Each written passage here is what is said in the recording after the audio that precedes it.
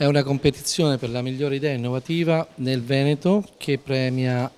qualsiasi persona che possa portare idee che hanno una possibilità di essere realizzate attraverso un business plan, e quindi l'idea che si può veicolare in uno spin-off, in una start-up. Questo è il 10° anno, è organizzata dalle università del Veneto insieme con una serie di altri partner istituzionali che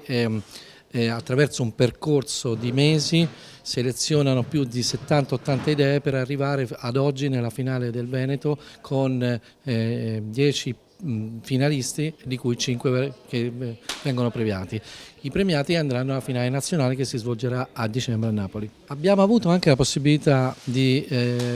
fare networking e di istruire le persone attraverso il progetto di vita di Cattolica, che ha realizzato li ha formati nella comunicazione, e quindi le proposte sono state tutte ben organizzate e abbiamo selezionato le 5 migliori proposte e siamo molto felici perché le idee sono molto innovative.